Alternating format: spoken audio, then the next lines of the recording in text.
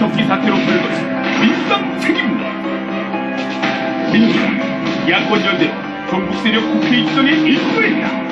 이정희 대표와의 야권 후보 단일화 과정에서 벌어진 경선 부정사태의 피해자 김인철 전 국회의원 야권연대 책임론을 말한다. 예, 이석기 사태에 대한 민주당 책임론이 지금 새누리당 내에서는 꾸준히 제기가 되고 있습니다. 그 핵심이 뭐냐면 지난 19대 총선에서 이른바 통진당과 야권 연대를 했기 때문에 민주당이 결국 정부 인사가 국회까지 들어갈 수 있었다, 이 얘기 아니겠어요? 그러니까요. 예. 지난 2012년 4월 총선 당시에 야권 연대의 문제점, 그리고 이석기 사태에 대한 민주당의 책임론에 대해서 오늘 모실 분 참 하실 말씀 많으실 겁니다. 4.11 총선 때 서울 관악을에서 통진당과의 단일 후보 경선을 치르면서 통안의 눈물을 흘려야만 했거든요. 그렇죠. 결국 민주당을 떠날 수밖에 없었던 김희철 전 의원과 함께하겠습니다. 안녕하십니까? 네, 안녕하세요. 네, 안녕하십니까. 김 의원님이 보실 때 이번 이석기 의원 사태는 또 다르실 수도 있을 것 같다. 마음이 네. 어떠셨습니까? 사실상 이 국회의원이라고 하는 것은 이제 국민의 대표기관이고 네. 또 그 헌법기관입니다. 그런데도 불구하고 이게 국가 이 보안법이라든가 또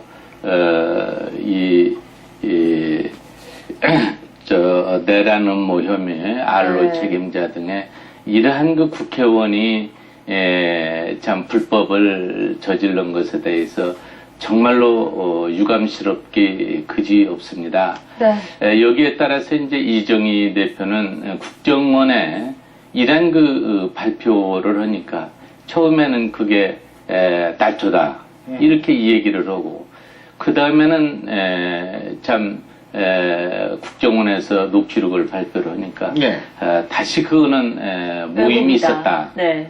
그렇게 하고 또 마지막에 농담이었다. 총기라든가 이런 그 시설 파괴 문제를 갖고 이 얘기를 하니까 그것은 농담이다라고 이렇게 이 얘기를 하는데 이것은 공당의 대표로서 어떻게 그런 일을 할 수가 있습니까? 그렇죠. 이건 바로 국민을 우롱하는 이 처사입니다.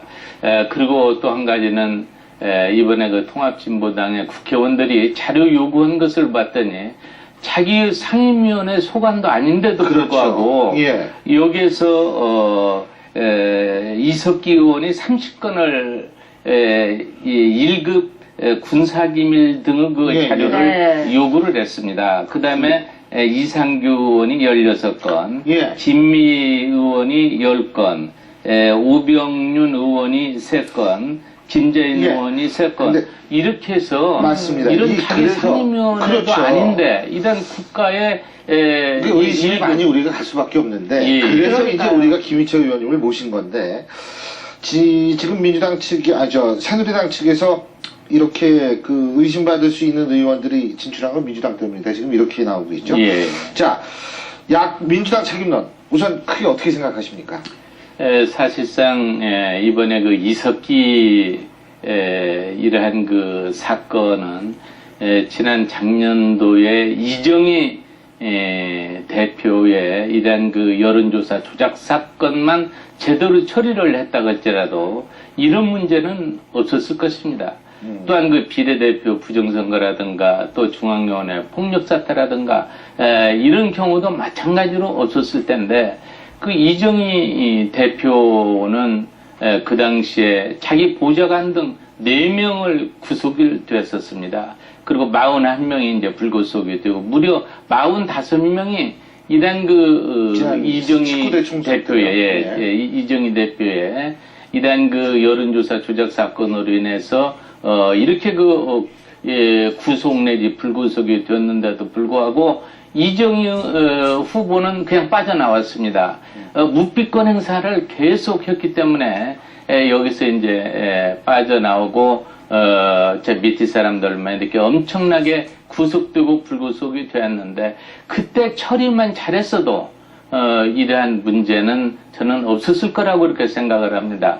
그래서 저는 이러한 그 사정을 그 당시에 그 여론조사를 해보면 제가 압도적으로 이정희 네. 후보를 이겼는데도 불구하고 제가 결과는 이 조작 때문에 지게 되었고 그것이 이제 이 제보자가 있었습니다. 그 통합진보당 내 이번에도 제보자가 이석기 사건도 있었습니다만 그 제보자가 도저히 이러한 그 통진당의 이러한 그 불법적인 행위에 대해서 가만히 알고만 있을 수가 없다. 참 김희철이 같이 이렇게 청렴하고 참 열심히 하는 사람을 나는 돕고 싶다 해서 19일 날 그 12시 넘어서 20일 날 새벽에 저한테 전화가 왔어요.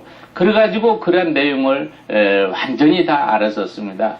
그래서 저는 이러한 사항을 가지고 기자회견을 했고 바로 한명숙 대표를 3번이나 제가 면담 요청을 했는데도 한명숙 대표가 단 한 번 들어주질 않아요. 왜 그랬을까요? 왜 그렇다고 보십니까? 그러니까 저에게 이 부담이 되고 제가 좀 이따 이제 말씀을 드리겠습니다만 이러한 그 야권 지역이기 때문에 관악을이 양보해야 될 지역이기 때문에 같이 이런 주려고 아예 마음 먹었다. 예, 마음 먹었죠. 네? 근데 자꾸 김 의원님이 가니까 예, 할 말도 예. 없고. 아이, 그렇습니다.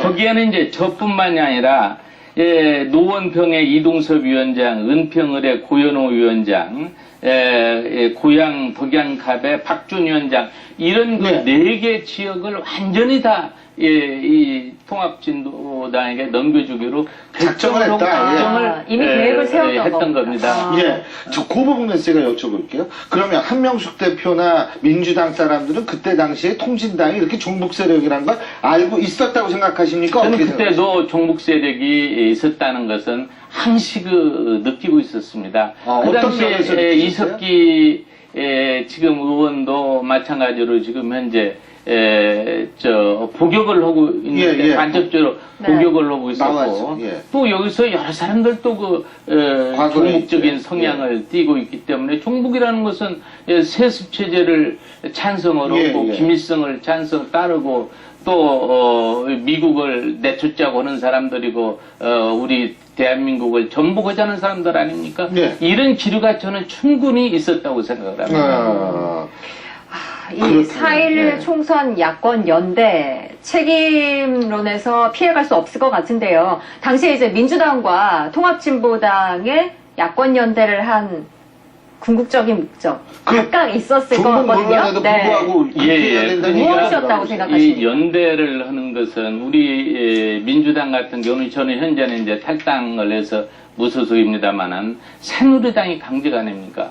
그러면 우선 통합진보당이라도 한 1%라도 끌어들여야 여기서 새누리당을 이길 수 있다. 이렇게 생각을 하고 또 통합진보당 같은 경우는 이 독자적으로는 승리할 수가 없기 때문에 민주당을 잡아야 되겠다.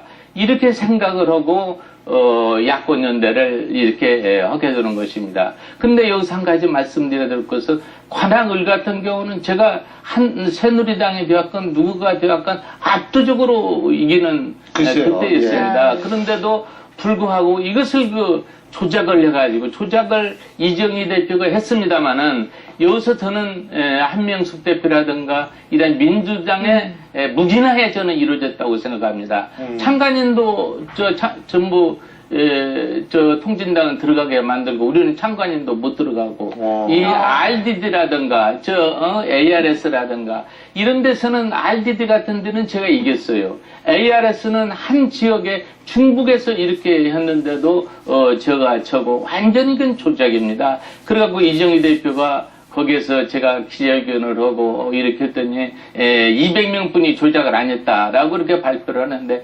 200명이건 2000명이건 간에 이란 어떻게 공당의 대표가 이 조작을 합니까 이게 이제 민주국가입니까? 그럼 법을 처단을 해야 되는데 법을 처단을 했으면은 지금 오늘날 이석기 이란 내란 의무 사건 같은 것이 일어날 수 있겠어요?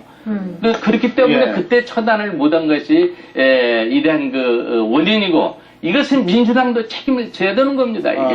그래서 그 당시에 지금 민주당이 국민들이 알고 있잖아요. 대선에서, 총선에서 완전히 다 실패했지 않습니까? 다 이길 수 있는 것을 갖다가 이것은 이정희 대표 같은 사람들을 그 당시에 처리를 했으면 대통령 후보 출마를 못합니다. 그런데 처리를 안 했기 때문에 출마를 해가지고 출마를 해서 민주당이 떨어진 거예요, 이게요. 예. 솔직히 개인적으로 볼 때 이정희 대표 어떤 사람이라고 평가하십니까? 많이 보셨을 거 아니에요? 지켜보셨으니까요. 겪은 게 많으시잖아요. 네. 많이 보셨으니까. 예, 저는 이제 이정희 대표하고는 처음에는 참 친했습니다. 아, 그러셨어요? 용산 참사 공동대표를 같이 했었고, 그 당시에 거기서 용산 참사가 얼마나 어려웠습니까? 그런 것을 서울시장도 같이 가서 만나고 여러 가지 고민도 같이 하고 해서 어떻게 해서든가 용산 참사에 이런 유가족들을 구제를 하고 그러한 그 책임자를 처벌을 하고 이런 것을 같이 논의하고 있었습니다. 네. 그런데 이정희 대표가 어느 날 저에게 전화가 왔어요. 김원영 한번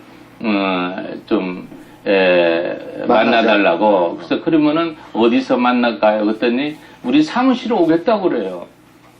그래, 그러면 제가 사무실에서 기다리겠습니다. 그랬더니 이정희 대표가 저를 찾아와서 뭐라고 하냐면은, 김원님, 관악구에서, 관악 의리다 소리도 않고, 관악구에서 이제 정치활동을 좀 전개를 해야 되겠습니다. 그러시냐고. 그러면 내가 도와드려야죠. 근데 저는 어떻게 생각하냐면, 통진당, 중앙당을 저는 관악으로 옮기는 줄 알았어요. 그러면 저는 도와드려야죠. 제가, 이정희 대표님, 대표 들어왔을 때도 제가 난도 보내주고, 참 전화도 드리고, 내가 이렇게 했지 않습니까? 그건 내가 적극 도와주겠습니다. 그랬더니 그 다음날 기자회견을 했어요. 네. 이정희 대표께서. 뭐라고 기자회견을 했느냐면은, 내가 관악을 위해서 국회의원에 출마하겠다. 내 뒤에는 이 모 씨가 있다. 이 모 씨가 적극 밀어주고 있다. 그래서 나는 자신을 한다. 김희철이가 현역이지만은 내가 자신은 이긴다. 그래서 저는 이 모 씨가 민주당 내에 이 모 씨 말씀하신 거죠? 민주당 내에 이 모 씨가 있다. 그러니까 이 모 씨가 나는 적극 밀어준다. 네. 이렇게 해가지고서는 그것을 언론에다 얘기하고 주위 사람들한테 얘기하고 저는 부끄러워가지고 말입니다. 한동안 국회에 어디 돌아다니지를 못했습니다. 내 방에서 한 3, 4일 동안 있었더니 이제 격려 전화도 오고 이렇게 해서 이정희라는 저 대표는 이런 사람이다. 어떤 사람은 저한테 카멜레온 같은 사람이라는 겁니다. 속을 알 수가 없어요. 네, 환경에 따라서 색깔이 변하는 카멜레온 같은 사람이다. 양두구유 그런 사람이다. 그 사람이. 그런 별 얘기들을 저한테 다 들려주고 그때서야 이정희라는 분이 이런 분이구나 하는 것을 참 알고 참 가슴이 통탄했습니다만 어떻게 합니까? 더 열심히 해야지. 그래서 더 열심히 하고 이렇게 했는데 이러한 그 여론조사 조작까지 할 줄은 저는 몰랐어요. 정정당당히만 하면 제가 완전히 더블로 이겨버리죠, 이게요. 조작까지 전부 해버리고, 그래서 저는 이제 탈당을 하고 무소속으로 나와서 국민들에게 또 우리 관악 일부 주민들에게 이것을 꼭 알려드려야 되겠다. 이렇게 해가지고서는 저는 무소속으로 출마해서 32,000표를 넣고도 저는 낙선의 포배를 마셨습니다. 네. 참 정말 여러 가지로 속상한 마음이 참 많이 안타깝네요. 네.